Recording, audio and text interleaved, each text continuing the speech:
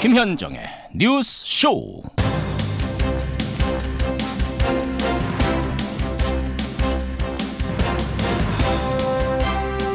시청자 여러분 안녕하십니까.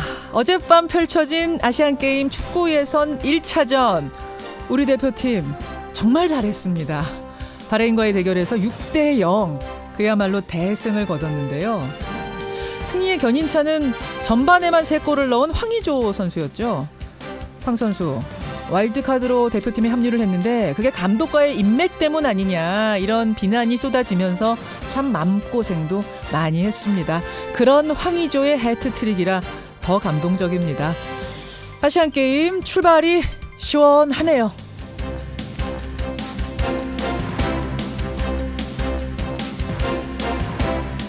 그런데 출발과 함께 논란을 피하지 못하고 있는 곳도 있습니다. 바로 국회. 하반기 국회 시작과 함께 특활비 논란으로 문매를 맞고 있죠. 특활비 폐지 합의를 놓고 국회의장은 의정사의 남을 쾌거였다 이렇게 자화자찬을 했는데 알고 보니까 의장단과 상임위 특활비는 적당히 남겨두려 했던 모양입니다. 이를 알아챈 여론이 거세게 들끓자 국회는 오늘 개선 방안을 다시 발표한다는군요. 글쎄요, 국민의 눈을 어떻게 생각하셨는지 모르겠습니다만 국민의 눈, 그 생각보다 훨씬 매섭습니다. 김현정의 뉴스쇼 출발하죠.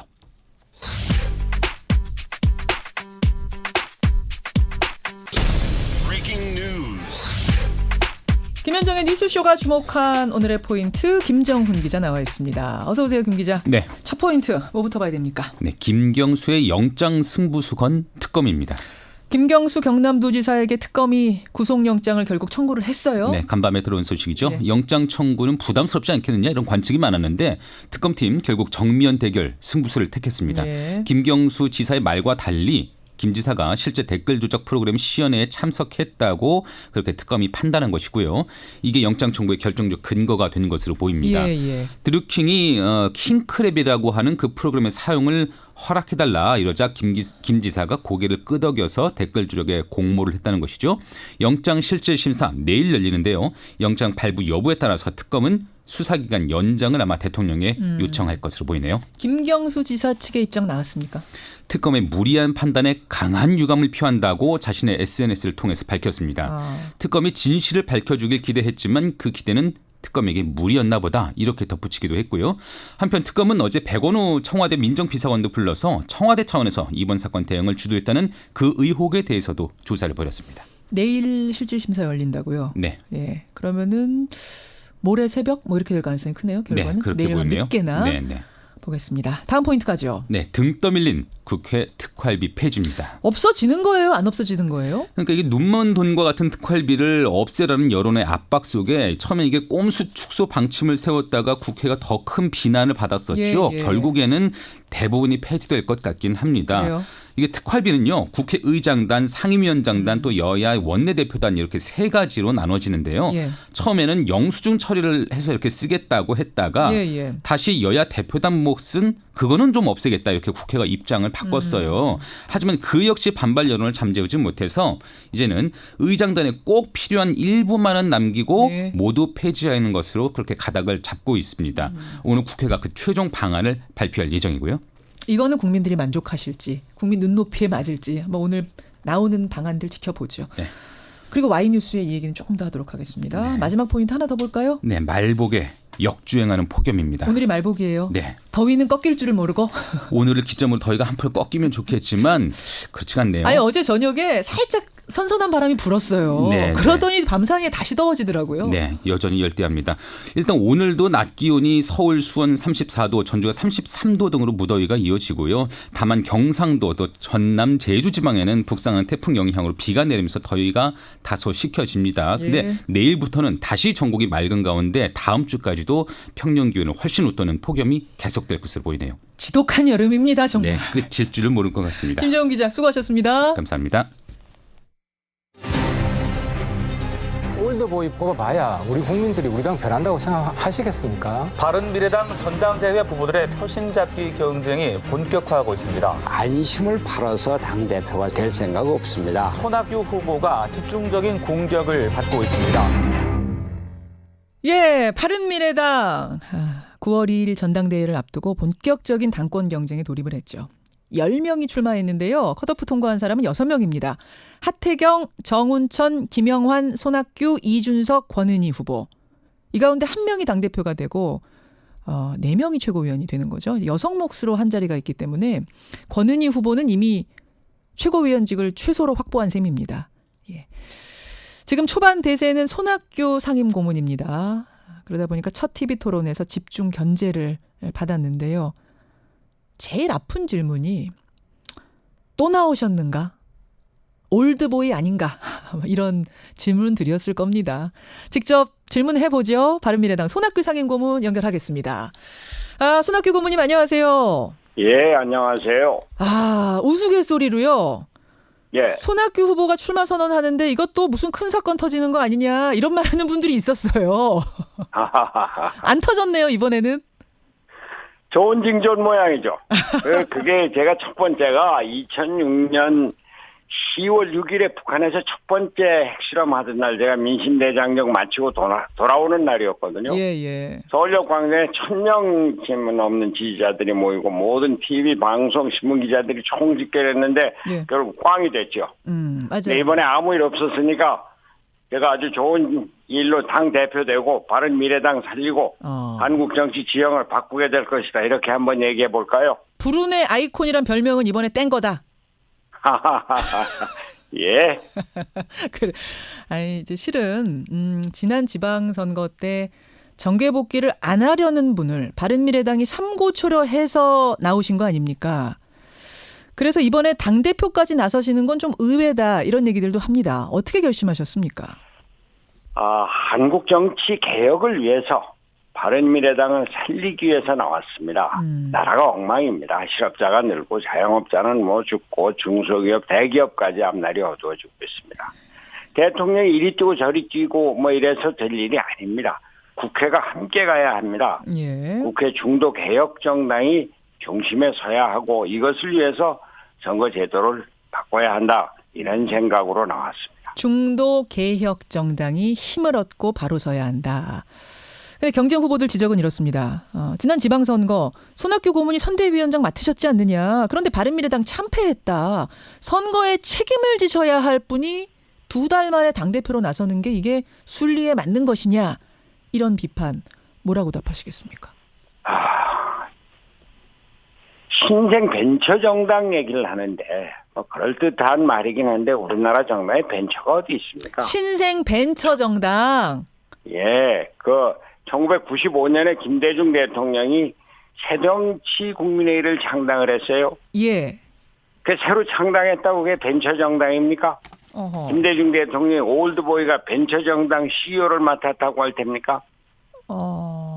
예. 지금 우리는 새로운 정당을 만드는데 예. 과거의 개혁 보수 세력 또 미래형 진보 세력 이것이 힘을 합쳐서 중도 개혁 세력으로 한국 정치의 지형을 바꾸겠다. 저는 중도 개혁 세력의 마당을 만들고 진지를 구축해서 예. 새로운 세대가 마음껏 거기서 그 새로운 마당에서 뛰어놀도록 하겠다. 이렇게 답을 우리 하시겠어요. 그 경험과 지혜를 모으는 우리가 모두가 힘을 합쳐야 된다 이런 생각입니다. 그러니까 지금 하태경 후보의 그 비판에 대한 답을 하신 것 같아요. 하태경 후보가 뭐라 그랬냐면 대기업이야 올드보이가 해도 그럭저럭 굴러가지만 신생 벤처 기업에는 올드보이 CEO가 없다. 그런데 우리는 신생 벤처 정당이지 않느냐. 올드보이 CEO, 올드보이 당대표 안 된다. 여기에 대한 답을 지금 하신 것 같아요. 우리가 지금 올드보이다 뉴보이다를 따질 게 아니고 어떻게 힘을 합쳐서 우리나라 잘 되게 예. 정당 정치가 제대로 궤도에 오르도록 하느냐. 거기서 우리 바른미래당이 예. 중도 개혁 정당으로서 새로운 중심을 잡아야 된다. 여기에 우리가 그동안 쌓아온 경험과 지혜를 모아야 된다. 이런 생각입니다. 하태경 의원도 예. 2012년에 새누리당 국회의원으로 출발을 해서 예. 바른미래당을 만드는데 통합 과정의 주역이었습니다. 예. 통합을 했지만 그러나 바른미래당이 분열을 했습니다. 그분도 이번 공천 과정에서 문제를 해결하려고 노력을 했었을 겁니다. 근데 그게 됐습니까? 우리가 모두 힘을 합쳐서 진짜 통합을 해야 된다. 그 통합의 경험과 지혜를 모으자. 그래서 제가 손학규가 민주당의 대표로서 과거 양당 야권 통합을 2번이나 했습니다. 예, 그 정신과 경험을 살려서 바른미래당의 미래를 통합으로 나아가보자 이런 생각으로 나선 거죠. 그러니까 선거에 책임져야 되지 않느냐라는 부분에 대해서는 그럼 하태경 후보는 책임질 부분 없느냐 지금 그 얘기. 다 같이 노력한 건 마찬가지인데 안 된 거 아니냐 지금 그 말씀하신 것 같아요. 뭐 하태경 의원의 책임을 제가 얘기를 하겠습니까? 저는 제가 책임을 지겠다 이런 얘기입니다. 근데 책임지기 위해서 나왔다 이게요. 지방선거 이전에 정치에서 물러나 있었고 그래서 통합 과정에도 또 창당대회에도 불참을 했는데 이번 지방선거에서 당 지도부 요청으로 불려서 나왔습니다. 그런데 나와서 보니까 통합보다는 당의 분열을 본 겁니다. 참패 후에 패배주의가 만연해서 당을 떠나겠다 이런 얘기들이 많이 있는데 당을 살려야 되겠다. 알겠습니다. 그런 그 생각으로 나온 겁니다. 이해찬 의원이 지금 민주당 당대표로 출마한 상태 아닙니까? 이해찬 의원 출마 놓고도 뭐 올드보이 논란 이런 게 있는데 그럼 이해찬을 향한 올드보이 논란과 손학규를 향한 올드보이 논란은 좀 결이 다르다 이렇게 보시는 거예요? 양당의 당내 사정이 다르죠. 더불어민주당이 이해찬 의원을 당대표로 선출한다면은 그러면 본격적인 이 분열이라고 그럴까 이런 게 시작될 겁니다. 비주류가 문재인 대통령과 대립각을 세우면서 견제하는 역할을 하게 될 겁니다. 손학규가 바른미래당의 대표가 되면은 당을 통합해서 중도개혁 세력의 마당을 만들고 정치개혁의 시발점이 되는 겁니다. 거기는 분열의 올드보이고 여긴 통합의 올드보이예요? 올드보이라는 얘기는 그렇게 적절하지 않고요. 그거는 빼고 올드보이란 단어는 좀 빼라.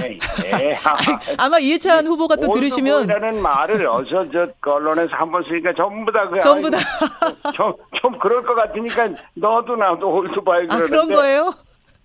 알겠습니다. 아니 그렇지 않아요? 알겠습니다. 되게 서운하신 것 같아요. 지금 올드보이라는 명칭에 대해서 어쨌든 아니 나는 내가 올드보이라는 걸 인정을 했죠.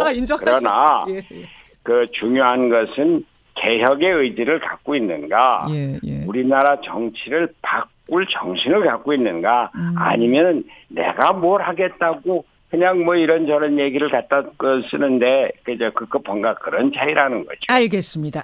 알겠습니다. 그나저나 이번 당대표 선거에는 안철수 전 대표 뜻 이른바 안심이 관건이다 이런 말들이 나와요. 안심은 어디 있습니까 지금? 글쎄요. 안심 유심 얘기를 하는데 모르겠지만 안철수 지지하는 분들이 손학규 지지하는 건 맞는 모양이죠. 그러나 보세요. 안철수 지지자뿐만이 아니라 바른정당 출신들도 대거 손학규를 지지하고 있습니다. 바른정당의 사무총장을 지내고 또 그 바른정당 세력의 중심에 있는 정문원 전 의원이 지휘선거 캠프의 부단장을 맡고 있습니다. 많은 여러 바른정당의 핵심들이 저를 지지하고 있어요. 아니 손학규가 안심 팔고 대표 되겠다고 하겠어요? 저는 당의 통합을 이루기 위해서 안심 유심을 합치고 그것을 통해서 선거제도를 개편하고 정치개혁을 이루겠다. 그것이 저의 목표입니다. 그러니까 안심을 팔아서 당대표가 되려고 하느냐라는 게 지금 TV토론에서 경쟁자들이 했던 비판인데 안심을 판 적 없다. 안심이 알아서 내게 오는 거면 몰라도. 그 많은 분들이 안철수 쪽 지지를 받지 못해서 하는 얘기 아니겠어요? 그분들이. 안철수 지지를 받고 싶은데 안철수가 지지를 안 해주고 안철수는 뭐 움직이지 않겠지만 안철수 지지자들이 자기를 지지해주지 않고 손학규 쪽을 지지하는 것 같으니까 아무래도 이 당은 손학규가 맡아야 되지 않겠느냐 이런 생각에서 손학규를 지지하니까 안심이 손학규를 지지한다 그러는데 그렇다고 그분들이 바른정당 지지는 받고 있습니까?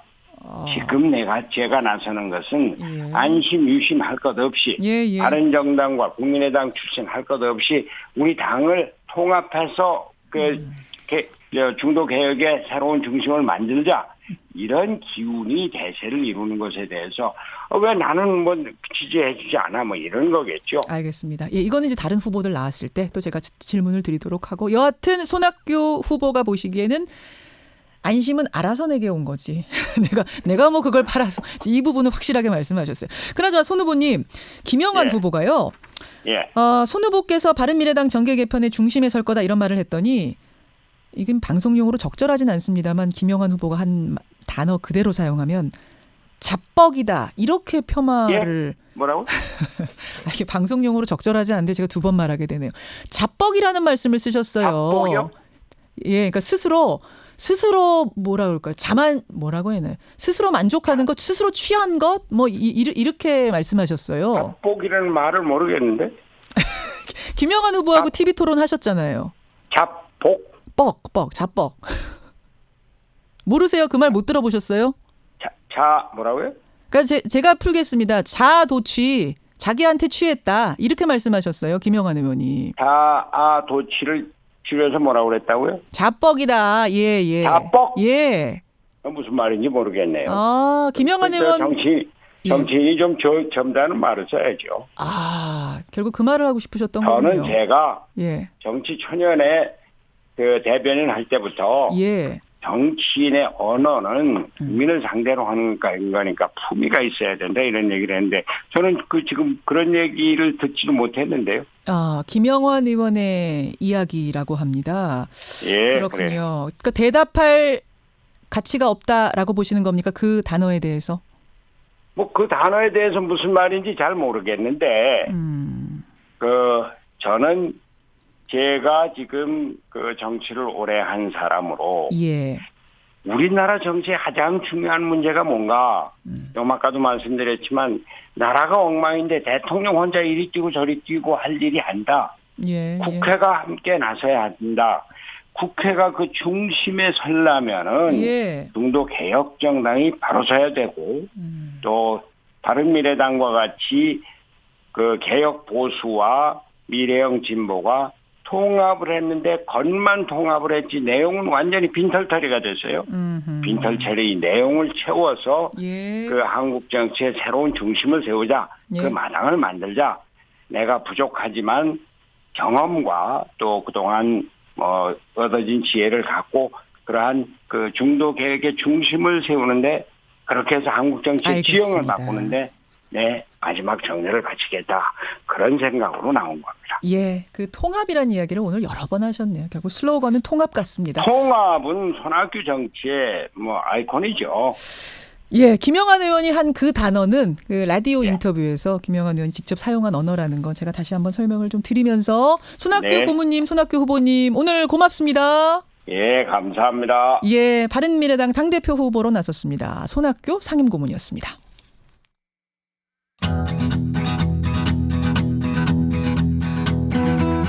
김현정의 뉴스쇼는 청취자 여러분의 참여로 이루어집니다. 트위터, 페이스북, 레인보우 게시판, 그리고 단문 50원, 장문 100원의 유료 문자 샵 1212, 우물정 1212 통해 참여하실 수 있습니다.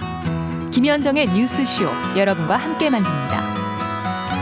김성환의 행가 시사평론가 김성완 씨 나오셨습니다. 어서 오십시오. 네, 안녕하세요. 그 단어를 제가 지금 몇 번 말했는지 모르겠어요. 당황했네요. 근데 이제 어떤 분들이 그 신세대들이 많이 쓰는 용어인데 모르시는 거 보니까 진짜 올드보이 맞으시네요. 이렇게 또 우스개 문자 보내준 분도 계시고, 네, 아마 진짜 못 알아들으셨다기보다는 저는 김영환 의원의 결국은 그 비판을 좀 뭐랄까, 은근히 돌려서 비판한 게 아닌가 이런 생각이 드는데 하여튼 해석은 여러분들 자유입니다. 보내주시고요. 행간가죠. 요 며칠 사이에 최대 화두는 국민연금이었었죠. 연금 개편안에 대한 찬반 논란부터 재정 상태를 비판하는 보도까지 본물처럼 쏟아져 나왔는데요. 이런 가운데 한 경제학자가 SNS에 올린 글이 아주 큰 화제가 되고 있습니다. 보수신문에 쓴소리한 경제학자, 이 뉴스의 행간을 좀 살펴볼까 합니다. 서울대학교 이준구 명예교수, 경제학과 명예교수의 SNS 말씀하시는 거죠? 네, 맞습니다. 사흘 전이었는데요. 이 재정학 권위자인 이 교수가 SNS에 아무도 말하지 않는 국민연금의 진실이란 제목의 글을 올렸습니다. 이 글에서 조선일보 보도를 겨냥해서 신문을 읽다가 이 제목을 보고 혼자 한참 웃었다. 장문 솜씨도 이 정도면 천재급이라고 감탄할 수밖에 없다. 이러면서 신랄하게 비판했습니다. 어떤 걸 보고 이런 글을 쓴 거예요? 바로 전날 조선일보가 예. 난파 위기 국민연금, 국민 지갑만 터나란 제목의 기사를 보도를 했거든요. 예. 이 보도는 한마디로 기금 운영을 제대로 해서 수익률을 높일 생각은 하지 않고 국민의 추가 부담을 늘리려고만 한다. 이러면서 정부를 비판하는 내용입니다. 여기에 대해서 이 교수는 정례적인 평가를 두고 국민연금이 난파 위기에 빠졌다고 하는 건 어불성설이다. 이 보험료의 원리금은 은퇴 후에 연금으로 지급한다. 지갑을 턴다는 말은 세금을 걷어 쓸모없는 데나 쓸 때나 통용되는 말이다. 이렇게 비판을 했습니다. 그래요. 국민연금 기금 관리를 비판한 조선일보를 다시 비판한 이준구 교수. 이 뉴스의 행간 들어가 보죠. 첫 번째 행간은 참 용기 있는 학자다입니다. 누가요? 이준구 교수가요? 네. 상고법원 설치하려고 대법원이 홍보비까지 집행한 신문사가 조선일보 아니겠습니까? 문건에서 드러났죠. 네, 문건에 그렇게 이제 되어 있는데요. 예. 우리나라 최고 수장에 있는 이 대법원이 있는 이곳에서 대법관이 있는 이곳에서 협조를 요청하는 신문사가 바로 조선일보입니다. 예. 이런 신문사를 공개적으로 비판할 수 있는 학자가 몇 명이나 될까요? 과연 우리나라에서. 저도 개인적으로 아는 학자들 많이 있는데요. 조선일보 보도에 나는 것을 슬금슬금 피합니다. 조선일보 보도를 비판하는 사람도 굉장히 많거든요. 예. 그런데 공개적으로 나서길 꺼려합니다. 왜? 찍히면 안 좋으니까. 유명인일수록. 네. 보도에 불만이 있어도 괜히 긁어부스럼 만들지 말자. 혹시 나중에 나한테 불이익으로 돌아오면 어쩌나 하는 생각을 하게 된다는 거예요. 그런 학계의 분위기에서 실명을 걸고 SNS에다가 비판글을 올렸다. 그게 뭐 옳든 그르든 자신의 그 소신을 내용이 올린 것 자체가 용기 있다. 네, 그렇죠. 아하. 그러니까 조선일보를 상대로 해서 학자가 뭔가 싸울 수 있다고 하는 거, 싸운다고 하는 거 굉장히 부담스럽고 힘든 일이거든요. 그건 어느 학자 붙들고 물어봐도 다 마찬가지일 거예요. 말하자면 권력이니까, 언론 권력이니까. 그렇죠. 그렇게 볼 수 있죠. 근데 그런 점에서는 뭐 그 내용을 떠나서 용기 있는 지적을 했다 이렇게 볼 수 있을 것 같습니다. 두 번째 행간은 뭡니까? 두 번째 행간은 분노를 부추기는 게 언론의 역할이 아니다입니다. 그건 무슨 말씀이세요? 그러니까 이 교수가 쓴 글에 나오는 내용이에요. 예. 제 말씀이 아니고. 예. 이 교수가 이렇게 표현합니다. 국민연금 제도에 대한 근거 없는 분노, 국민의 불안을 부추기려는 태도는 바람직하지 않다. 국민의 불안을 부추겨서는 안 된다. 네, 또 불만을 부추겨서는 안 된다 이렇게 표현을 하는데요. 예. 책임감 있는 언론이라면 국민으로 하여금 국민연금 제도의 기본 성격에 대해 정확히 인식할 수 있도록 도와주어야 마땅한 일이다. 이런 얘기를 합니다. 그럼 결국 이준구 교수가 이 연금에 대해 국민연금에 대해서 하고 싶었던 얘기는 뭐예요? 지금 문제가 없다는 얘기를 하고 있는 겁니까? 어떤 아니요. 부분입니까? 그러니까 예를 들면 이런 거예요. 예. 국민연금 지금 기금이 고갈된다고 표현하잖아요. 예. 이게 바로 오늘 지금 현 정부가 들어서서 금방 이렇게 무너지고 고갈이 되는 건가요? 그거 아니잖아요. 파산이 되는 건가요? 그거 아니잖아요. 저출산 고령화가 계속 쭉 진행되고 있는 상황이잖아요. 예. 그러니까 국민연금 이번에 추계를 발표한 거잖아요. 예. 이것도 5년마다 한 번씩 정기적으로 발표하는 내용이라는 거예요. 예. 그러니까 이번에 갑자기 연금이 확 무너지거나 뭔가 잘못됐다고 볼 수는 없다는 거죠. 그러니까 정례적으로 평가를 해서 기금이 고갈될 우려가 있으면 그때마다 대책을 세워나가는 게 국민연금의 긴 장기적인 대책인데 당장 뭔가 국민연금이 팍 파산이 나가지고 잘못된 것처럼 국민한테 얘기하는 것은 국민의 불안을 부추기는 것이라는 거예요. 그럼 지금으로서 국민연금 기금을 고갈되지 않기 위한 방법이 뭐냐 이런 것들을 우리가 차분하게 하나하나씩 찾아나가고 그 대안을 언론이 설명해 줘야 하는데 우리 언론은 당장 2057년의 일을 내일의 일처럼 설명하고 있다는 거예요. 대안을 찾기보다는 불만만 고조시키고 있는 것 아니냐. 그 부분에 대한 지적이군요. 네, 맞습니다.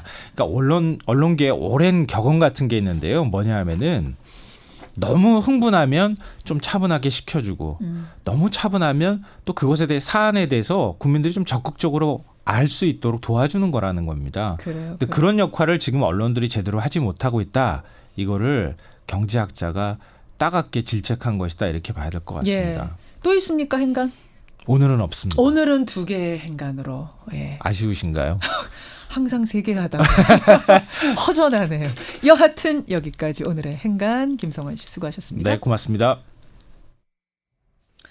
예, 여러분의 의견이 많이 들어오네요. 특히 구성권님은 지금 당대표들의 올드보이, 영보이 논란 있는데 나이가 아니라 생각, 소신, 철학이 문제다라는 지적해 주셨고요.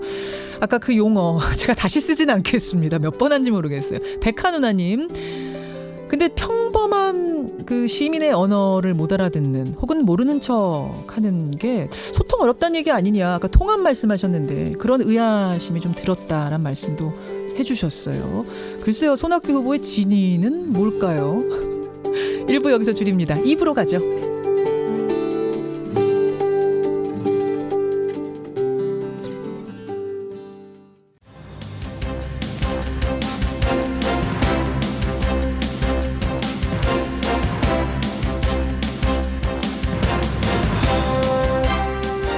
김현정의 뉴스쇼 2부 출발합니다. 청취자 아날로그녀님이 방학 끝내고 출근길입니다. 뉴스쇼 함께합니다. 그러셨는데 아마 교사신가 봐요. 벌써 방학 끝나셨어요. 오늘 2부 첫 순서가 바로 이 학교 얘기입니다. 강남의 모 여고에서 121등을 하던 학생이 어느 날 전교 2등을 하더니 급기야 전교 1등을 해냅니다. 쌍둥이가 나란히 이 학교에 다녔는데 쌍둥이 둘이 다 이렇게 급격하게 성적이 향상됩니다. 이 쌍둥이의 아버지는 이 학교의 교무부장입니다. 그러자 시험지 유출 의혹이 일파만파 커지고 결국 오늘부터 서울시 교육청이 감사에 나선다고 하는데요. 모르겠습니다. 이 학교의 경우가 어떤지 모르겠습니다만 저는 이 소문이 일파만파 퍼지는 걸 보면서 정말 근본적인 불신이 자리하고 있구나라는 생각이 들었습니다. 불신을 낳은 시스템과 제도, 무엇이 문제인지 오늘 첫 순서로 들여다보지요. 어제 광복절이었습니다. 광복 73주년. 안중근 의사가 사망한 지 108년이 되는 해이기도 한데요. 여러분 안중근 의사의 유해가 아직까지 고국으로 돌아오지 못하고 있다는 거 알고 계세요? 남북이 공동으로 유해 발굴 작업을 이제 시작한답니다. 오늘 탐정 손수호에서는 안중근 의사의 유해가 지금 어디쯤에 있을까? 쉬운 추리는 아닙니다만, 우리가 탐정 손수호와 함께, 손수호 변호사와 함께 이 유해에 묻혀 있는 그곳을 한번 추정해 보겠습니다. 와이뉴스에서는요, 국회 특활비 얘기해보죠. 오늘 이 특활비의 최종 방안을 발표한다고 하는데 이 특활비에 얽힌 사연들은 도대체 뭔지 정치부장, 안성용 정치부장이 오늘 와이뉴스 맡아주겠습니다. 50원에 담은 100원의 장문 유료 문자 샵 1212 카톡 레인보우 그리고 유튜브까지 열어놓고 출발합니다. 강남의 아주 유명한 여자고등학교에 쌍둥이 자매가 다니고 있었습니다. 그리고 그 자매의 아버지는 같은 학교의 교무부장입니다. 그런데 지난해 1학기까지는 문과 121등, 이과 59등. 그러니까 최상위권은 아니던 이 학생들이 올해 1학기 들어서 마지막 기말고사에 전교 1등, 문과 1등, 이과 1등을 하게 됩니다. 그러자 학교와 학원가에서부터 의혹이 제기되기 시작합니다. 대치동 수학학원에서도 하위권 반이던 아이들이 어떻게 한순간에 전교 최상위권을 할 수 있느냐. 특히 강남에서도 공부 잘하기로 유명한 그 여고에서는 불가능한 일이다. 성적 조작 혹은 시험지 유출이 있었던 거 아니냐. 이런 의혹이죠. 소문은 일파만파 확대가 됐고요. 결국 뉴스로 보도가 됐고 인터넷 실시간 검색어까지 장악합니다. 서울시 교육청 오늘부터 이 학교에 대한 감사에 착수하기로 했는데요. 물론 뚜렷한 증거가 아직 없습니다. 그야말로 심증만 있는 건데도 어떻게 이렇게까지 사태가 커질 수 있었을까? 학부모들은 그럴만하다고 말을 합니다. 자, 무슨 얘기인지 강남 지역의 한 고3 학부모 얘기를 먼저 들어보죠. 익명으로 연결하겠습니다. 학부모님 나와 계세요? 네네, 안녕하세요. 예, 자녀가 고3이라고요? 예, 고3입니다. 아직은 뭐 의혹 수준입니다만 지금 학생과 학부모들 많이 술렁이고 있다면서요? 예. 처음에 되게 놀랐고요, 듣고. 예. 근데 사실은 터질 게 터졌다는 그런 생각이 들고요. 터질 게 터졌다? 이 학교 말고도 이런 일이 얼마나 많았을까 그런 생각이 제일 먼저 들었던 것 같아요. 드러나지 않은 채 이런 일이 벌어진 곳이 꽤 많지 않아요. 물론 이 학교 지금 단정은 아닙니다만 학부모와 학생들 사이에선 그런 얘기들이 무성했다는 얘기예요. 네. 자, 일단 거기까지 좀 분위기를 듣고 다시 이 학교 얘기로 와보죠. 네. 그러니까 이 쌍둥이 자매의 아버지, 그 학교의 교무부장 선생님 해명을 들어보면 이렇습니다. 아이들이 하루에 4시간도 안 자고 노력을 했다. 또 수학 클리닉 선생님을 소개받은 이후에 성적이 급격히 오른 거다. 사실은 우리 학창 시절 생각을 하면 이렇게 성적이 급격하게 오르면 칭찬할 일이잖아요. 비결도 물어보고 이러는 게 보통인데 네. 지금 이렇게 의심하는 분위기가 된 게 좀 신기하기도 하고 놀랍기도 하고 그래요. 예. 물론, 그러니까 칭찬할 만한 일이고 그 아이들 공부 열심히 한 거에 대해서 안 밝혀졌는데 매도하고 싶지는 않은데, 예. 근데 다만 이제 아빠가 같은 학교의 교무부장 선생님이시라는 사실이 그 의심을 피할 수 없는 상황인 것 같아요. 그리고 또 사실은 근데 그 이전에 예. 수시 학종 제도에 대해서 이제 학부모들 그리고 학생들 사이에 이렇게 불신이 되게 많았잖아요. 그러니까 많은 뉴스 보도도 있었고. 예. 학생부 종합전형에 대한 불신이 지금 뿌리 깊게 깔려 있다. 네네. 구체적으로 어떤 겁니까? 어떤 걸 못 믿는 거예요? 어떤 불신이에요?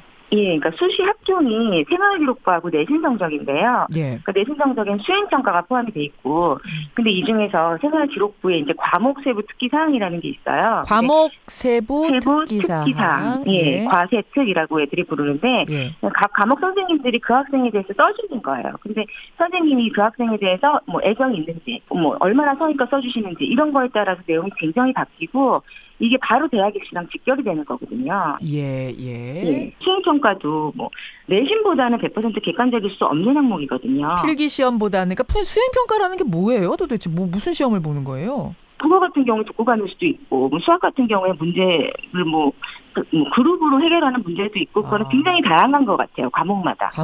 선생님 재량이군요. 그러니까 어떤 수행평가를 시킬지. 어떤 걸 할지는 재량인 거죠. 그렇죠. 그러니까 우리가 익히 알고 있는 학과목 필기시험 외에도 수행평가라는 게 따로 있고, 아까 말씀하신 과세특이라는 게 또 따로 있고, 이런 게 다 합쳐서 이른바 학종이라고 하는 수시 전형의 평가 대상이 되는 거예요. 예. 물론 선생님들은 다 객관적으로 쓰려고 노력하시겠지만 학부모들 입장에서는 불이익을 받는 건 아니야, 이런 불신들이 항상 있단 말씀이에요. 이런 일이 일어났다고 하니까 내신마저도 이런 생각이 들면서 더 불신이 커질 수밖에 없는 상황인 거죠, 지금. 그러면요, 이번 이 강남의 여고 사건 전에도 이런 흉흉한 소문들이 많이 돌아다녔습니까? 이런 일 있고 나니까 주변에서 막 말이 나오더라고요. 어떤 것들? 공부 잘하는 고등학교가 있는데 그 학교 사립고등학교인데 거기서 아빠가 재단의 대학 교수고 그리고 엄마는 교무부장 선생님이고 그랬는데 딸 아이의 그 성적을 조작하고 내신 성적 조작하고 생활기록부 조작을 해갖고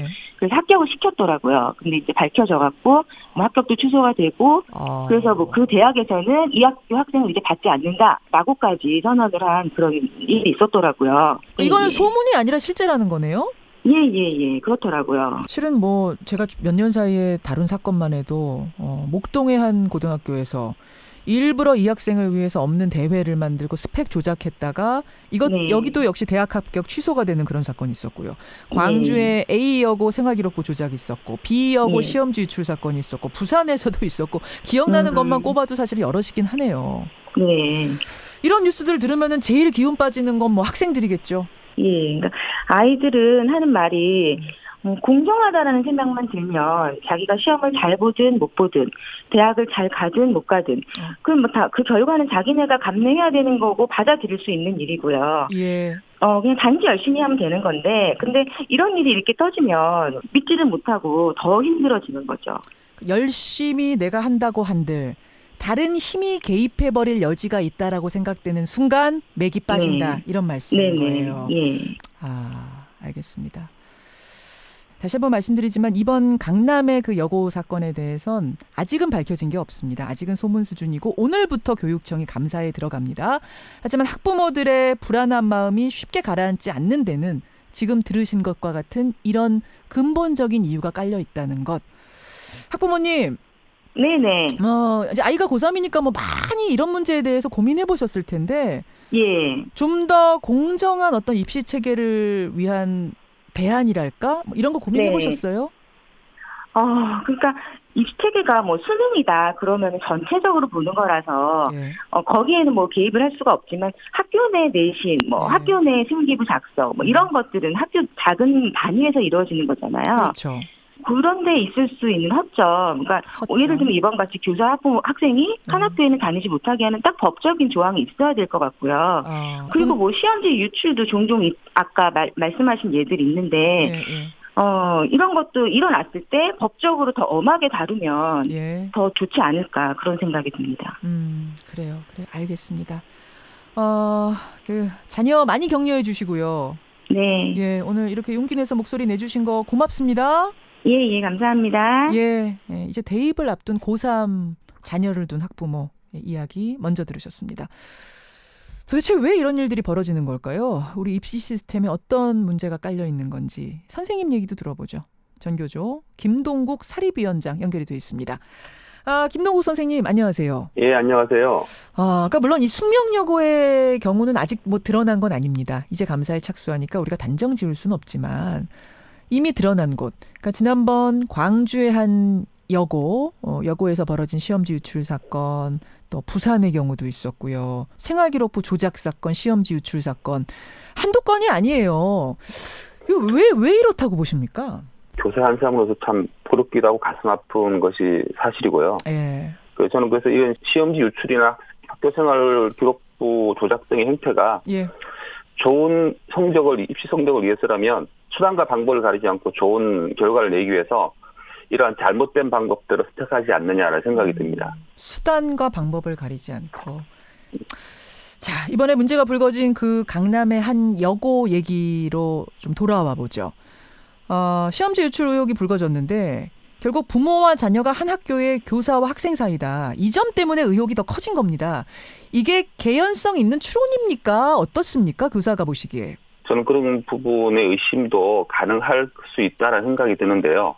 근데 이제 보통 이제 그 학교 시험의 그 평가 과정을 보면 그 담당하는 평가계원이라고 하는 평가계 선생님이 계셔요. 근데 그분이 이제 시험지 원안과 그다음에 정답표가 표기되어 있는 이용 목적 분류표들을 다 이렇게 받습니다. 그리고 받고 점검을 하고요. 그리고 나면 이제 교무부장, 이어서 교감, 교장 선생님 순으로 결제를 받습니다. 교무부장, 교감, 교장 순으로 결제, 시험지 결제가 이루어진다. 예. 교무부장, 교감, 교장 결제할 때 좀 머무릅니까 거기에 시험지가? 보통의 경우는 이제 전 과목의 시험지를 걷어서 이렇게 한꺼번에 결제를 하는 경우가 많아요.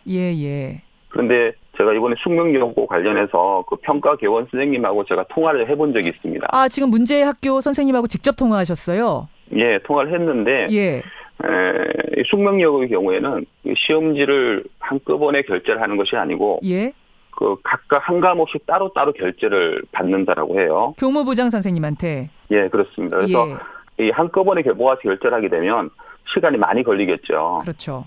그렇게 되면 이제 정말로 나쁜 마음을 먹는다면 특정 과목의 시험지를 장시간 살펴볼 수 있는 시간들이 있을 수는 있어요. 그런데 숙명여의 경우는 한 과목씩 결제하다 보니까 그렇지가 않다. 이게 평가기원 선생님이 진 싫고 자기는 이 부분을 얘기할 수 있다라고 해서 그런 말씀을 하셨습니다. 그래서 그 말씀은 따로따로 과목별로 결제가 들어가기 때문에 뭐 이렇게 시험지를 꼼꼼히 적어 놓는다든지 이렇게 빼돌린다든지 이러기는 쉽지 않다. 예, 그래서 대략 한 1분 정도의 검토 시간만 소요되지 뭐 그렇다고 말씀하셨어요. 뭐 이런 내용들도 이제 지금 현재 감사가 진행 중이니까 그 진위가 감사하게 나타나겠죠. 그렇죠. 알겠습니다. 그러니까 일각에서는 상피제 얘기가 나오고 있어요. 교사와 자녀를 같은 학교에 배정하지 말자. 교사분들 스스로도 좀 부담스러워가지고 상피제를 원하실 것 같기도 하고 이런 분위기란 말입니다. 어떻게 생각하세요?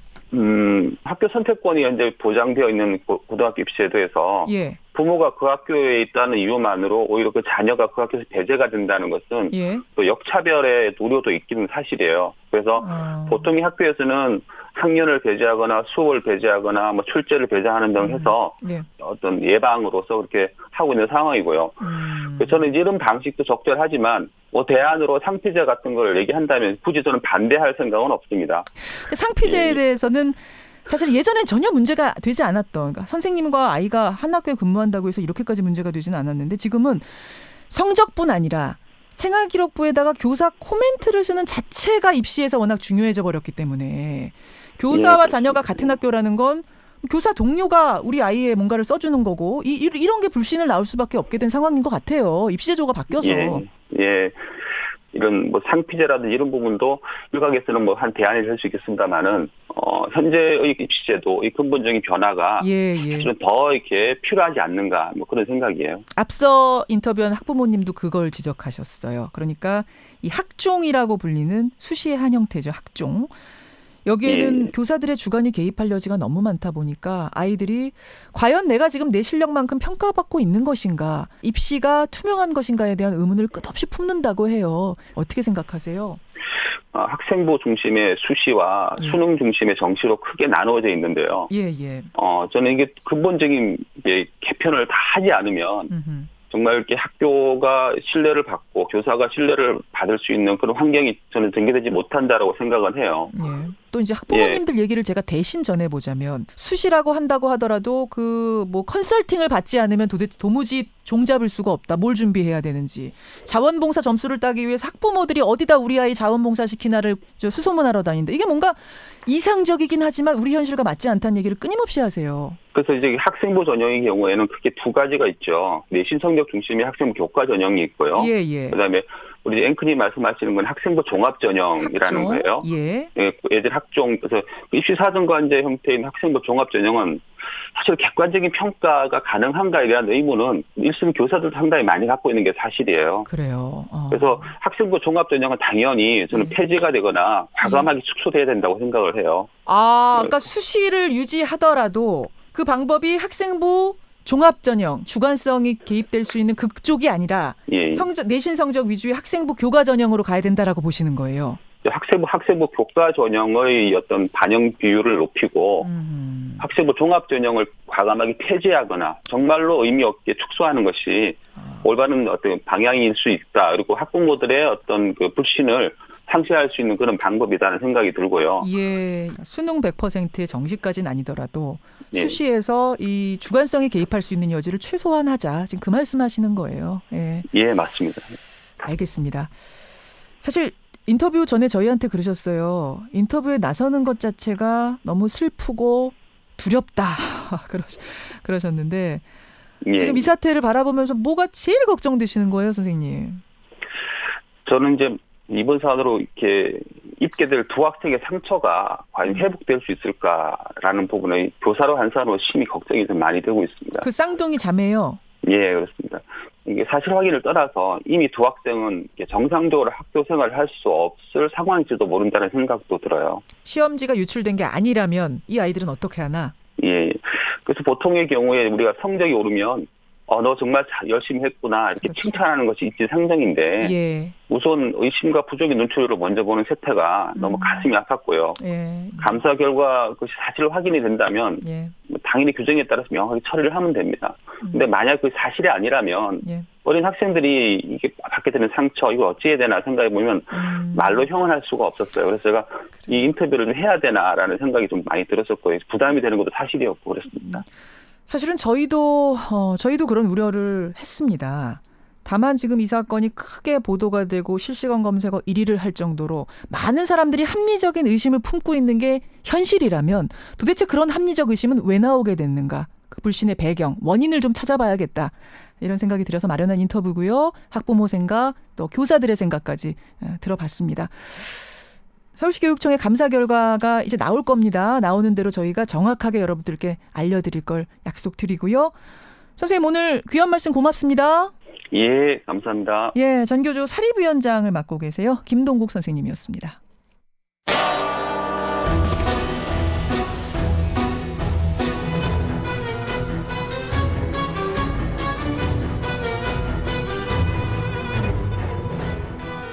탐정의 눈으로 사건을 들여다봅니다. 탐정 손수호.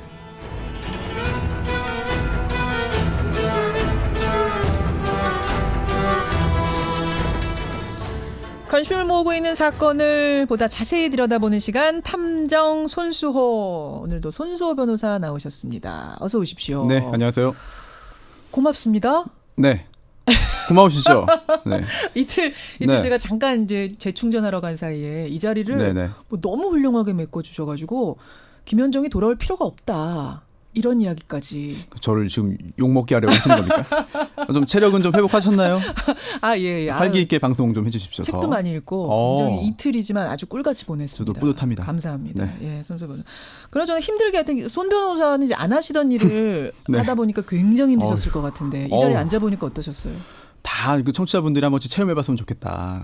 이게 정말 쉬운 일이 아니더라고요. 정말 어려운 일이라는 거를 이틀이지만 실감했습니다. 살이 쭉 빠지셨네요, 그냥. 힘들어요. 예. 그렇게 월화 이틀을 제 대신 이제 이 자리를 지켜주시고 어제 광복절은 좀 쉬셨어요? 잘 쉬셨어요? 저 오전에는요 그 항일 운동을 다룬 그 만화책을 좀 읽고.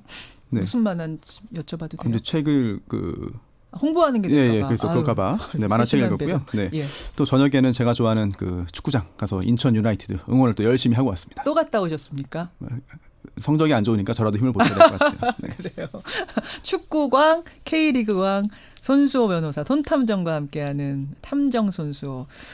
오늘 주제가 광복절하고 관련된 얘기라면서요. 네, 그렇습니다. 엊그제였죠. 문재인 대통령이 광복절 하루 앞두고 청와대에서 독립유공자 그리고 유족들을 초청해서 함께 식사했습니다. 예. 그 자리에서 이런 말을 했어요. 내년 2019년이 3.1운동 100주년이면서 또 동시에 대한민국 임시정부 수립 100주년이다. 예. 이를 맞아서 북한과 함께 안중근 의사 유해 발굴 사업을 공동으로 추진하겠다라고 한 거죠. 큰 뉴스였습니다. 그렇습니다. 예. 이어서 문 대통령이 이렇게 또 말했는데요. 독립운동은 오늘을 대한민국을 있게 한 힘이자 정신이라고 강조하면서요. 예. 특히 안중근 의사에 대해서 이야기했는데요. 일본에는 이 여순 감옥 간수였던 지바 도시치가 모신 안중근 의사 영정이 있고 또 안 의사의 동양 평화론을 연구한 학자들도 있다. 또 중국 하얼빈에도 안중근 의사 기념관과 동상이 있다. 예. 그런데 우리는 아직까지 안 의사의 유해조차 찾지 못하고 있다라고 강조한 건데요. 그러니까 사실은 여기까지 듣고 사실 이 소식 듣고 많은 분들이 놀라셨던 게 아니 그 유명한 안중근 의사의 유해를 우리가 아직도 못 찾았어? 고국으로 못 가져왔어? 놀란 분들도 많아요. 그렇습니다. 네. 이번에 대통령이 광복절 직전에 직접 이런 언급을 한 걸 보면은요. 예. 뭐 단순한 그런 보여주기식 사업이 아니라 실제로 남북이 힘을 모아서 이번에는 반드시 유해를 찾겠다는 진지한 접근이라고 그렇죠. 생각됩니다. 남북이 함께 찾는다는 것도 저는 의미가 큰 것 같아요. 맞아요. 이제 항일운동, 이 독립운동에는 이제 좌우도 없고 남북도 없잖아요. 물론이죠. 네, 일본에 맞서서 싸웠던 독립운동의 역사를 남과 북이 공유하면 민족의 동질성 회복이나 또 관계 개선에도 도움이 될 걸로 기대됩니다. 그런데 왜 안중근인가? 왜 안중근 의사인가? 네. 안중근 의사가 대표적인 독립운동가죠. 뭐 해방 후에도요. 건국훈장 대한민국 장이 수서가 됐는데 가장 높은 등급의 건국훈장이에요. 아니 잠깐 어떤 분들은 좀 뭐 질문도 들어옵니다만 안중근 의사, 안창호 선생, 뭐 윤봉길 의사 이런 분들이 좀 헷갈린다 하신 일 누가 도시락 던졌지? 막 이거 헷갈린다는 분들도 계시거든요. 도시락 폭탄이 윤봉길 의사. 네. 안창호, 안중근 이 두 분은 서로 관계 없는 분들이신 거고. 안창호 선생은 이제 그 외교 그렇죠. 관련해서 운동됐고 또 보스턴 쪽에서 활동하셨고 그리고 또 이제 오늘 다루는 이제 그 안중근 의사는 이토 히로부미. 그렇죠. 네. 이토 히로부미를 이제 그 저격한 그렇죠. 그런 운동을 했는데 이제 을사늑약을 강요하고 또 고종을 퇴위시킨 바로 인물이 이제 이토 히로부미. 예. 이게 우리 도금으로 그냥 이등 방문 이렇게 읽기도 했죠. 예전에는. 네. 맞아요. 이 이토 히로부미를 처단한 안중근 의사 이야기 모르는 분 아마 안 계실 거예요. 왼손 약지를 자른 그렇습니다. 유명한 사진. 그렇죠. 네. 그 나라 위에서 목숨 바치겠다고 서약하면서 손가락을 자르기도 했고요. 혈서를 썼는데 또 어머니인 조마리아 여사의 뭐 희생 헌신 그리고 또 안타까운 일이고 참 가슴 아픈 일이지만 차남이었던 안준생의 그 철저한 친일 행적까지 굉장히 좀 우리 민족의 아픔과 슬픔이 함께 담겨 있는 그런 인물이죠. 자, 그럼 오늘 손탐정이 이 얘기를 다루는 건 안중근 의사의 유해를 오늘 찾아보겠다는 겁니까? 그렇게 할 수 있으면 참 좋겠죠. 제가 알면 좋겠습니다만 유해 발굴단이 갈 필요가 없는 거예요. 오늘 손탐정 들으면. 네. 아쉽게도 제가 거기까지는 이제 힘이 없어서 남북 공동 발굴단의 몫으로 남겨두겠고요. 오늘은 우리가 그 아는 그런 객관적인 단서들을 통해서 최대한 추적을 해보려고 하는데요. 단서들을 통해서. 네, 청취자분들의 생각, 지혜도 함께 모였으면 좋겠습니다. 그래요. 네. 자. 안중근 의사, 뭐 아까 제가 윤봉길 의사랑 헷갈린다 이런 얘기들을 했는데 안중근 의사에 대해서 조금만 더 자세하게 들어가 볼까요? 1879년 황해조 해주 출생인데요. 민족 계몽 운동으로 시작했어요. 그러다가 일제 침탈이 본격화되자 러시아 블라디보스톡으로 망명합니다. 그래서 의군을 조직했고요. 독립군 참모 중장으로 활발히 활동하다가 1909년 3.1운동 10년 전이죠. 중국 하얼빈역에서 당시 일본 정계 최대 건물이자 한국 병탄의 원흉이던 이토 히로부미 2등 방문을 사살합니다. 했습니다. 이게 뭐 대단한 의미가 있는 거죠, 사실은 이 의거는. 엄청난 의미가 있었죠. 예, 당시 그 일본이 그 제국주의 침략 의도를 어느 정도 잘 감추고 있었어요. 그래서 대부분의 국가에서는 뭐 그저 일본의 유력 정치인이 저격당했구나 이렇게 인식했죠. 하지만 중국에서는 달랐습니다. 중국에서는 수많은 신문 기사가 쏟아지면서요. 안중근 의사의 의거를 널리 알렸죠. 이런 적극적인 보도 때문에 중국과 일본 사이 외교 마찰이 생겼습니다. 또 심지어 폐간당한 신문까지 있었을 정도인데요. 이제 당시 중국의 민중들이 애국심과 동양 평화에 대한 공헌을 높이 평가하면서 안중근 의사에게 열광하기도 했습니다. 그 후 중국의 영원한 2인자로 불렸던 그 저은라이 주은래 총리도 1963년에 담화를 발표하는데요.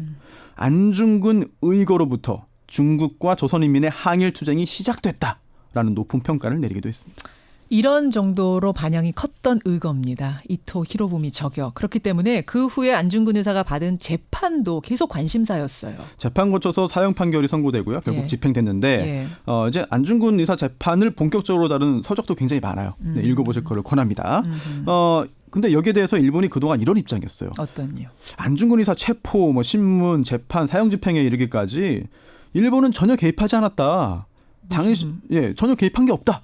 당시 국제법에 따라서 공정한 재판이 진행됐다라고 주장한 건데요. 이게 무슨 말입니까? 물론 이상하죠. 이 거짓말로 드러났습니다. 2010년에 그 풀린 기밀 정보를 통해서요. 일제가 이 안중근 의사 체포 후에 철저하게 감시를 했고 또 재판에도 직간접적으로 개입했다는 사실이 밝혀진 거죠. 그러니까 이렇게 관심이 큰 그 당시로도 관심이 큰 사건이었는데도 불구하고 사형 후 유해가 어디 있는지에 대한 어디에 묻혔는지 어떻게 처리됐는지에 대한 기록이 없는 거예요? 사실 오히려 이렇게 일본이 관심을 많이 가졌기 때문에 기록이 오히려 없는 건 아닐까? 역설적으로 네, 그런 의심도 할 수 있겠는데요. 안중근 의사가 이제 사형을 당하고 그 두 명의 동생이 유해를 이제 인수하기 위해서 찾아갔습니다. 그런데 그때 일본 당국이 이게 안중근 의사의 묘지가 독립운동의 성지가 될 것을 이제 우려한 거예요. 그래서 유해를 온갖 집 잡아가지고 넘겨주지 않았죠. 그런 거군요. 성지가 될까봐. 네. 조선인들을 자극할까봐 말하자면. 그럴 수도 있고요. 어떻게 됐을까요? 여러 설이 있어요. 그런데 실제로 남아있는 기록을 토대로 추적을 해야겠죠. 먼저 당시 그 처형 당시의 그 기록들을 보면은요, 그 여순 형무소, 이제 루이순 감옥, 여기에 교수형을 집행할 때 그 밧줄 아래에 나무 상자가 있었고요. 이 교수형을 당한 시신을 바로 이 상자 속으로 떨어뜨린 다음에 흙을 덮어서 집행을 마무리했다는 기록이 있습니다. 안중근 의사의 경우에는요, 그 일반 교수형장이 아니라 공터에서 비밀리에 집행이 이루어졌는데 그렇다 하더라도 당시에 그런 거 관행에 따라서 나무 상자에 넣어져 땅 속에 묻히는 그런 과정을 거쳤을 것으로 보이는데요. 그러니까 그 상자가 어디에 묻혔는지 그 기록을 찾으면 되는 건데. 네. 그리고 여기에 대한 일본 정부 보고서가 있어요. 있어요. 네, 있어요. 이제 안중근 의사의 시신 가슴에 천주교인이었는데 천주교 성화 성스러운 그림 이걸 넣고 백포로 시신을 덮어서 감옥에서 만든 관에 이제 담아 감옥 묘지에 매장했다는 기록인데요. 감옥 묘지에 매장했다는 기록이 있어요? 네. 초대 여순 감옥 박물관장 인 중국인 주상영이 90년대에 쓴 책에도 이제 내용이 나오는데요. 여순이라 감옥 구지라는 책입니다. 이제 안의사 유해가요, 여순형무소 동쪽 언덕에 있는 감옥 묘지에 매장됐다. 이런 내용이 들어 있어요. 하지만 정확하게 어디쯤인지에 대한 공식 기록은 없는데 이런 기록이 중간에 없어진 건지, 아니면 누가 없앤 건지, 아니면 애초에 기록이 아예 작성되지 않은 건지 그것조차 확인되지 않은 상황이죠. 그러면 그 루이순, 여순 감옥묘지 어딘가에는 안 의사의 유해가 묻혀 있는 것만은 그래도 확실하게 봐도 됩니까? 그럴 가능성이 이제 매우 높은데요. 공식 기록만 보면 그게 정설이에요. 그런데 문제가 있습니다. 뭡니까? 이 묘지가 있던 그 지역이 이미 다 개발돼서요, 아파트가 들어서 있어요. 아이고. 그러다 보니까 지금으로서는 그 지역을 발굴해보고 싶어도 그 발굴 가능성이 좀 매우 낮아진 거죠. 루이순 감옥 그 옆에 공동묘지에. 네. 당시 그 여순 형무소장의 딸이 있습니다. 이마이 후사코. 이 이마이 후사코가 안중근 의사의 유해가 담긴 관을 감옥 뒷문을 통해 운반하는 거를 목격했다. 라는 말을 했어요. 뭐 당시 8살이었습니다만. 이마이 후사코가 심지어 1911년에 촬영한 사진 한 장을 내놓으면서요. 그 사진에 안중근 의사의 묘지 위치까지 표시를 해준 바 있습니다. 아, 내가 봤다. 네. 그러니까 유일한 증인이라고 하는 사람이 있긴 있네요. 네, 뭐 8살 어린 나이지만 당시 형무소장의 딸이었던 거죠. 내가 봤다. 관을 봤다. 네, 위치까지 표시를 해줬습니다. 이게 형무소 동쪽이 아니라 바로 뒤쪽, 이제 북서쪽 야산에 매장했다는 주장인데요. 이 증언을 바탕으로 해서 발굴 작업을 펼쳤지만 실패했습니다. 아니 위치까지 표시해줬는데 왜 실패했을까 궁금증이 있는데요. 당시에 그 아파트 공사가 진행 중이었어요. 그래서 당시에 그 목표로 삼았던 지역의 절반 가까이는 발굴 작업을 하지도 못하고 철수할 수밖에 없었습니다. 아파트 공사가 진행 중이어서 못했는데 결국은 거기에 그냥 아파트가 지금 들어서 있는, 단지가 들어서 있는 상태. 그렇죠. 그 이상의 단서는 없습니까? 이제 오랫동안 안중근 의사를 연구해온 분이 계십니다. 이제 서명훈 하얼빈 씨 조선민족사업 촉진회 명예회장인데요. 이제 하얼빈 회사는 이분의 조카들이 안중근 의사 묘지에 가봤다는 기록을 본 적이 있다고 하는데요. 그러니까 조카들이 가본 게 아니라 조카들이 그런 기록을 봤다. 가봤다는 사람의 기록을 봤다. 네네. 근데 물론 이제 그 서 명예회장도 그 묘지를 직접 보지는 못했어요. 하지만 이제 여순용소 근처 어딘가에 안중근 의사 의회가 지금도 묻혀 있을 가능성은 충분히 있어 보입니다. 자, 그럼 종합을 좀 해보겠습니다. 지금 종합을 쭉 해보면 결국은 그 리순 감옥 근처 묘지. 네. 감옥 묘지예요? 감옥 근처 묘지예요? 근처 묘지라고. 감옥 묘지. 붙어 있는 묘지니까. 네, 감옥 묘지인데 동쪽 언덕에 있느냐, 아니면 바로 뒤쪽에 있느냐, 뭐 이런 설이 나뉘는 거죠. 어디인지 부근까지는 나온 거네요. 여러 가지 종합해 보면 짐작을 할 수 있는 거죠. 그러면 저는 조금 더 적극적으로 노력했다면은 찾을 수도 있었을 것 같은데 왜 진작 좀 적극적으로 나서지를 못했을까요? 사실 발굴 노력이 없던 건 아니에요. 심지어 그 해방 직후에도 노력은 있었습니다. 서울 효창공원에 가면은 이제 3의사 묘역이 있어요. 이봉창, 윤봉길, 백정기 의사 유골이 안장되어 있죠. 45년에 광복 맞아서 이제 백범 김구 선생이 귀국한 후에 가장 먼저 한 게 바로 나라를 위해 목숨 바친 독립운동가 유해를 찾아서 국내로 봉환하는 일이었습니다. 우선 일본으로 사람 보내서요. 유해 발굴했고 그다음에 유해가 수습돼서 다음 해에 이제 봉환됐는데요. 근데 백범 선생이 효창공원 안에 묘지를 정하고 이걸 안장했는데 이 323 묘역 옆에 가묘, 임시로 조성한 이 가묘를 하나 이제 만들었습니다. 그게 바로 안중근 의사 가묘예요. 안중근 의사 유해를 당시도 찾지 못했지만 언젠가 봉환될 거다 이렇게 믿고 우선 자리만 만들어 놓은 거예요. 우선 가묘를 만든 건데 하지만 이 백범 선생이 암살당하면서요. 그 작업이 흐지부지 끝났습니다.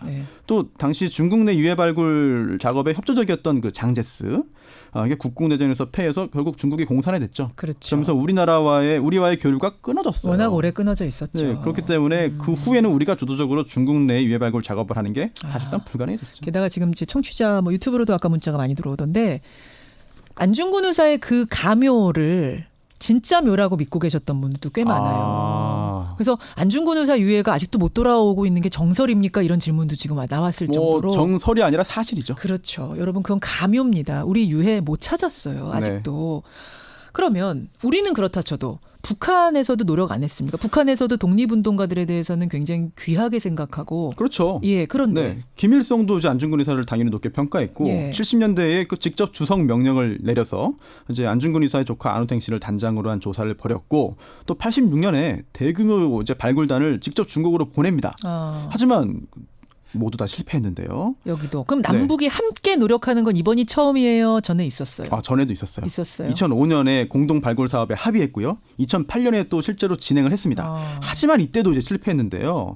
아까도 말씀드렸지만 가장 큰 이유가 이 여순영무소 일대 지역이 1930년대 이후 여러 차례 이제 개발됐어요. 결국은 그러니까 아파트 단지 들어서고 이런 게 이유군요. 그래서 1910년대 당시의 흔적을 지금 찾기 어려운 상황이죠. 그러면은 지금 말씀을 쭉 들어보니까 적극적으로 남북이 나서는 건 참 좋은데 긍정적인데 과연 찾을 수 있을까? 그 아파트 단지를 헐 수는 없는 거잖아요, 우리가. 그렇죠. 그게 쉽지는 않죠. 하지만 그래도 이번에 남북이 함께 발굴에 나서는 그런 이유와 어떤 그 취지 굉장히 가치가 있습니다. 첫 번째 이유는요.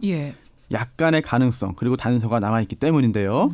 이미 아파트가 들어서 있긴 해요. 하지만 오늘 우리가 살펴본 대로 유력한 매장지로 이제 지목된 곳들이 있거든요. 그럼 아파트 단지를 어떻게 벽을 헐 수는 없고 방법이 있어요? 그렇죠. 이게 아파트를 다 헐고 발굴 시도하는 게 현실적으로 어려우니까. 그런데 2014년에 우리나라 국가보훈처가 해당 지역 땅속을 탐지하겠다.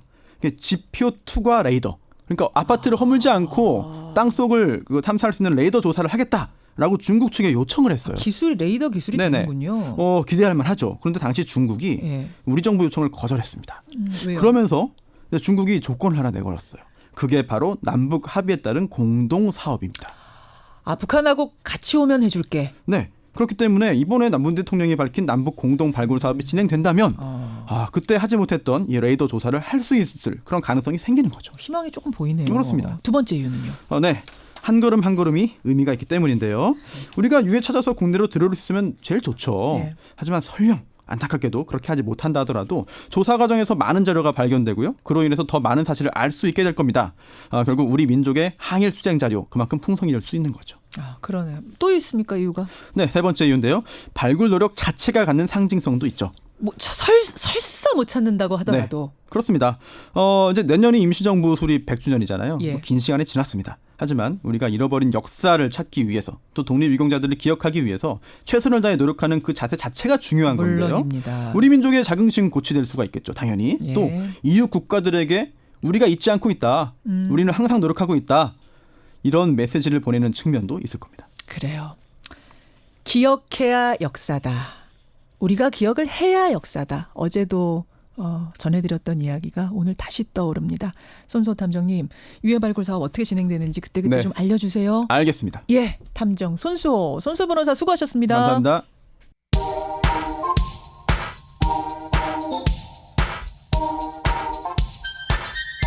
김현정의 뉴스쇼 CBS 라디오와 함께하고 계십니다.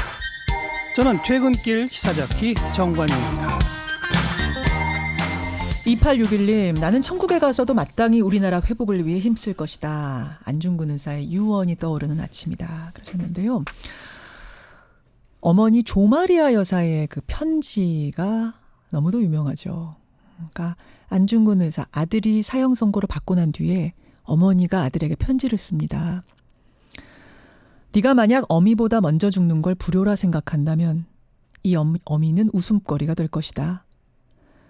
너의 죽음, 너 한 사람의 것이 아니라 조선인 전체의 공분을 짊어지고 있는 것이다. 네가 항소를 한다면 그건 일제의 목숨을 구걸하는 짓이다. 네가 나라를 위해 딴 마음 먹지 말고 죽어라. 대의에 죽는 게 어미에 대한 효도다. 아마도 이 편지는 이 어미가 너에게 쓰는 마지막 편지가 될 것이다. 여기에 너의 수의를 지어보내니 이 옷을 입고 가거라.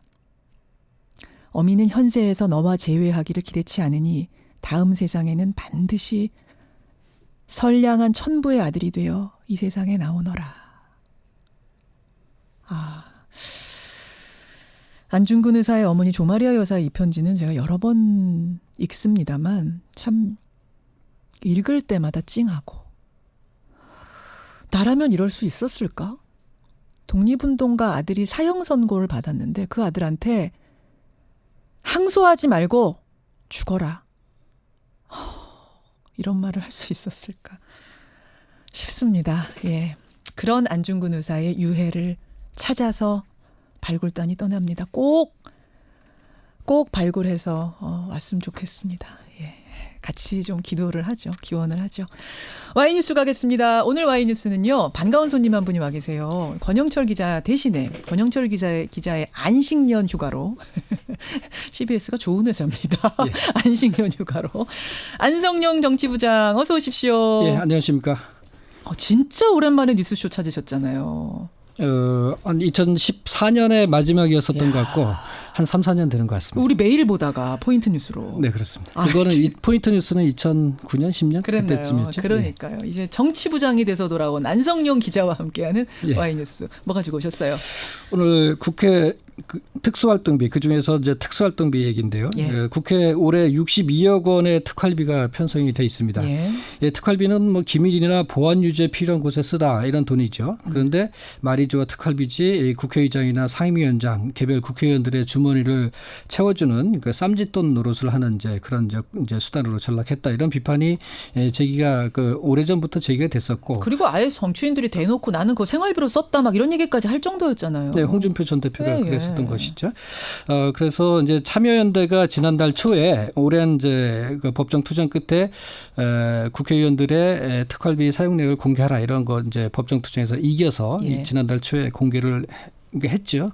이제 하고 보니까 아니나 다를까 어떤 그동안에 제기되던 비판이 맞다 이런 것이 이제 사실로 이제 확인이 됐고 그렇죠. 그러다 보니까 특활비 폐지 여론이 이게 상당히 높아졌고 거기에 이제 밀려서 여야가 이제 특활비를 폐지하겠다 이렇게 했지만은 나중 뭐 까놓고 보니까 일부만 폐지하고 일부는 그대로 양성화, 영수증 처리해서 양성화 시키겠다 이런 이제 그 꼼수 개선안을 이제 제출을 했던 그러니까 것이고. 이게 뭐냐 지금 눈 가리고 아웅하냐 이런 비판이 막 쏟아진 거잖아요. 예, 그렇습니다. 그래서 오늘 이제 문희상 의장이 그 유인태 사무총장을 시켜서 특활비 개선안을 발표를 하는데 100%는 아니지만은 이제 사실상 전면 폐지 이렇게 이제 주장을 하는 이제 폐지안을 발표를 합니다. 그렇지만은 이제 말씀드린 것처럼 100% 완전 폐지는 아니어서 논란의 여지는 있어 보이고요. 그래서 오늘 와이뉴스 주제를 국회는 왜 특활비를 완전히 폐지하지 못하나 이렇게 주제를 정해봤습니다. 왜 완전히가 안 되나? 왜 100%가 안 되나? 오늘 그 부분인 거예요. 일단 특활비 참 우리가 여러 번 다뤘지만 오늘 정치부장이 나오셨으니까 조금 더 사례 와닿는 이야기를 해주실 수 있을 것 같아요. 어떻게 사용하는 거예요? 특활비는 이제 배분 방식에는 여러 가지가 있습니다. 아까 62억 원이 1년에 책정이 돼 있다고 했는데 여러 가지가 있는데 우선 교섭단체한테 월별로 지급되는 돈이 있습니다. 교섭단체 활동비, 교섭단체 정책지원비가 나가는데 이게 합쳐서 한 5천, 6천 그 정도 되는 것 같습니다. 제가 정확한 액수는 이제 계산을 못합니다만은 한 5천만 원 이상 된다고 보면 되겠습니다. 이것을 이제 자기네 당 의원들에게 이제 나눠주는데 이것을 어떻게 나눠줄지는 이제 원내대표가 전권을 갖고 있는 것이죠. 그래서 홍준표 전 대표 같은 경우는 원내대표 시절에 특별 활동비를 아껴서 부인한테 갖다 줬다 이런 얘기도 하지 않았었습니까? 맞아요. 그만큼 이제 꼬리가 안 붙은 돈이니까 원내대표로서는 뭐 쓸 수 있는 재량권이 아주 많다고 할 수 있겠죠. 영수증은 하나도 안 내도 돼요? 그렇습니다. 일단 이제 그 수령했다. 그거만 이제 근거만 남기고 받아온 다음부터는 이제 어떻게 쓰는지를 잘 모르는 거죠. 전혀 모르는 거죠. 회사에서도 뭐 그런 걸 주는데 이제 법인 카드로 주잖아요. 그래서 기록은 남잖아요. 그거는 업무 추진비에 해당하는 돈이죠. 이거는 특활비는 그냥 다 현금입니까? 그렇습니다. 현금인데 현찰로 주기도 하고 또는 이제 이 계좌로 통장으로 어쨌든 현금이네요. 그렇습니다. 현금. 그렇군요. 그리고 이제 이런 돈 말고 교섭단체 정책지원비, 활동비 이거 말고 또 입법 및 정책 개발비, 균등 인센티브라고 해서 매월 의원들에게 똑같이 한 50만 원 정도씩 지급되는 돈이 또 있었습니다. 상임위원장이나 특위위 맡으면 그 특위위원장한테 지급되는 특활비도 그렇습니다. 있잖아요. 이제 월 600만 원, 요거는 이제 거의 이제 다 공개가 돼서 600만 원 정도 이제 지급이 된다는 사실은 다 알고 있는데 600만 원 상임위원장들이 받으면은 50만 원씩 여야 간사들한테 주고요. 또 행정실한테 이거 뭐 운영 경비로 써라 이렇게 얼마 주고 해서 한 200~300만 원은 이제 상임위원장이 알아서 이제 쓴다고 하죠. 이것도 상임위원장 재량이에요. 누구한테 얼마 줄지? 그거는 이제 재량이긴 한데 어느 정도 이제 관행화돼서 여당 간사한테 얼마, 야당 간사한테 얼마 이렇게 떼고서 한 반 정도는 이제 상임위원장이 쓸 수 있는 돈이 아닌가 이렇게 싶습니다. 이렇게 돈이 있고 또 이제 그 사람들이 해외 출장 간다. 그럼 그렇습니다. 또 따로 특활비가 나오죠. 그렇습니다. 이제 국회의원들이 이제 공무로 출장 갈 때는 이제 경비가 나오지요. 그리고 또 이제 필요한 이제 업무 추진비도 나옵니다. 그건 또 따로 나오고. 예, 그렇죠. 그런데 거기다가 장도금 명목으로 거기에 이제 특활비가 붙는 것이죠. 그래서 의원 단체들이 이제 해외 이제 각국하고 의원 협회가 맺어져 있는데 이 의원들이 다른 나라 방문하면은 뭐 가서 이제 밥 사고 또 뭐 선물하라 이런 명목으로 얼마나? 돈을 주는데 한 280, 300 뭐 이 정도 주기도 하고 이제 좀 사람에 따라서 다르기도 하지요. 야, 그렇군요. 되게 많이 가져간 사람들도 있던데요. 이번에 기록 보니까. 뭐 이제 국회의장 같은 경우는 많지만. 아무래도 자기가 대장이니까 뭐 한 번 갈 때 한 5천만 원 순방 갈 때 가져가고 국회 부의장 같은 경우는 2013년 3월에 강창희 이병석 부의장이셨죠. 그분 그 유럽 방문할 때 보니까는 한 1,000만 원 정도 가져갔다 이런 이제 그 기록이 있더라고요. 아니 그러면 지금 말씀하신 것처럼 항공료도 나오고 뭐 숙박비 다 나오고. 근데 거기다가 특활비가 이렇게까지 많이 필요한가 싶긴 해요. 그러니까 이제 그게 이제 쌈짓돈이다, 눈먼 돈이다. 이거 필요 없는 돈 아니냐. 그러니까 필요하면 업무 추진비에서 업무 추진비 다 나오는데 그렇죠. 뭐 별도의 돈이 필요하지 아니 설마 필요하냐. 내가 공식적으로 그쪽 그 나라의 공식 외교관을 만나는데 업무 추진비 안 쓰고 이걸로 쓸까 싶긴 해요. 근데 뭐 이제 그런 건 있죠. 그러니까 우리 교민들 만났을 때 좀 교민 만났을 때 뭐 이렇게 좀 그 점심을 사거나 저녁 살 때 물론 그 돈도 아마 나올 것으로 예상이 됩니다만은 그것도 업무 추진비로 할 수 있을 것 같아요. 뭐 대사관 누가 이제 영접 나왔을 때 고생했다 이렇게 좀 그 나중에 밥값이나 해라 이렇게 이제 수고비 같이 하는 그런 돈은 이제 필요할 수 있겠는데 뭐 그런 거 없애면 되죠 이제는. 자 그렇게 해서 이래저래 이제 특활비가 나가는 거군요. 예. 알겠습니다. 정의당의 고 노회찬 의원도 특활비 안 받겠다 이러면서 이제 폐지 여론에 불을 당기게 된 거죠. 그렇습니다. 이제 노회찬 의원이 이제 생을 마감하기 전에 매진했던 부분이다 이렇게 할 수 있겠죠. 네. 그래서 노회찬 의원이 이제 참여연대가 그 특활비 내역을 공개한 이후에 우리는 이제 특활비 안 받겠다. 그래서 안 받는 방식을 어떻게 하냐면은 돈을 이제 들어오면은 그대로 쓰지 않고 다시 돌려주겠다. 이렇게 하면서 특활비가 어떻게 들어온지에 대해서 일부분 이제 공개를 했어요. 그래서 맞아요. 월 한 1,000만 원 정도가 들어오고 현찰로 반 또 통장으로 반 찍히더라. 네, 이게 네. 뭐 어떻게 이제 왜 현찰로 주는지 이것도 알 수 없고 또 받은 흔적도 안 남는다 이렇게 얘기를 해서 국민들의 이제 공분을 사기도 했었죠. 그랬죠. 예. 그러니까 이제 여야가 특활비를 폐지하겠다. 처음엔 폐지 안 하겠다고 했다가 너무 여론이 안 좋으니까 폐지하겠다라고 가닥을 잡았는데 막상 또 들여다보니까 이건 안 폐지하고 저건 안 폐지하고 꼬리가 많이 붙었던 거죠. 네, 그렇습니다. 일부만 이제 그 원내 대표한테 오는 돈만 좀 없애고 나머지는 그대로 살리되 영수증을 이제 첨부해서 투명하게 사용하겠다. 이게 요점이었었습니다. 예, 그러니까 예. 특활비는 그대로 원내대표들이 사용하는 그 돈만 빼고 나머지는 살리겠다. 그러니까 한 40-50% 이상은 그대로 이제 그 특수비 명목으로 특활비 명목으로 남겨두겠다 이런 것이었었던 것 같습니다. 근데 이제 뭐 정치인들 많이 만나시니까 네. 제가 그냥 여쭙는 건데 특활비를 안 받으면 현실적으로 정말 어렵다. 가서 주민들 만나고 주민 뭐 상가집에도 가고 이러면 쏠쏠하게 나가는 돈이 한둘이 아닌데 부자인 원래 타고난 부자들 금수저 국회의원이야 괜찮겠지만 아닌 사람들은 현실적으로 어렵다. 이런 얘기하는 분들도 계시더라고요. 근데 특활비 가지고 뭐 저기 사람들 만나서 밥 사고 또 뭐 기자들하고 밥 먹고 이러지는 않을 것 같고 뭐 좀 용돈처럼 그 좀 한 100만 원 정도 그 개별 일반 의원들 같은 경우 100만 원 정도 받는다고 하면은 이거 가지고 이제 의원실에 좀 뭐 고생했다 수고비도 줄 것이고 또 뭐 그 식사도 할 거긴 할 텐데 예. 정치자금 1억 5천만 원 모을 수 있지 않습니까? 그러니까 국회의원들은 그걸로 충분히 이제 가능하고 세비도 나오고 뭐 이렇게 특활비가 뭐 반드시 필요하지는 않지 않나. 안 받으려고 작심하면 안 받을 수 있다라고 보시는 거군요. 그렇습니다. 이제 마음먹기 돈 많은 의원들 같은 아니 이제 상임위원장들 같은 경우는 뭐 그거 뭐 받으면 좋겠지만 이렇게 뭐 비판이 있고 있는 상황에서는 안 받겠다 뭐 이렇게 여론이 그래요. 이런 의원들이 이제 이런 상임위원장들이 많았다고 하고요. 그래서 이번에 이제 문희상 의장이 그 특활비를 사실상 폐지하는 쪽으로 가닥을 잡은 것도 이제 상임위원장들이 그렇게 이제 호응을 해줬기 때문이다 이런 얘기가 나오고 있습니다. 오늘 최종안 나오는 거죠. 최종안 나오는데 31억 가운데 한 5억 정도만 진짜 필요하다 이건 의원 얘기하는데 이렇게 이제 5억 정도는 남긴다고 하고 나머지는 다 반납하겠다. 그러니까 62억 가운데 한 10억 정도만 이제 1년으로 치면은 나머지는 이제 10억 정도만 남기고 나머지 반납하겠다 이런 얘기가 되겠습니다. 그래요. 국회 특활비 얘기가 왜 중요하냐면 정부 부처 곳곳에 이런 식의 특활비가 있고 거기에 문제와도 직결되는 거죠. 그렇습니다. 예. 그래요. 어디 국정원 뭐 청와대도 있고요. 청와대도 기재부도 있고 법무부도 있고 특활비가 곳곳에 이제 숨어 있습니다. 그래서 물론 반드시 필요한 이제 특활비가 있겠지만은 이게 밥값으로 나가고 뭐 쌈짓돈으로 나가는 그 돈이 분명히 있습니다. 그래서 이런 이제 국회가 먼저 개선 폐지에 이제 팔을 걷어 붙이면은 이제 예산 심사할 때 아주 정부 특활비는 아주 꼼꼼하게 볼 수밖에 없는 그런 상황이라고 할 수 있습니다. 알겠습니다. 국회 특활비 문제는 국회만의 문제가 아닌 것. 이것까지도 우리가 기억을 해야겠습니다. 안성영 정치부장 오늘 고생하셨습니다. 네, 고맙습니다. 안향신님의 문자가 마음에 찡하네요. 도서관 야간 사서입니다. 한 달에 꼬박 1시부터 10시까지 일하면 140만 원 받고 있어요. 그런데 국회의원들의 특활비 얘기 들으니까 딴 세상 얘기 같습니다.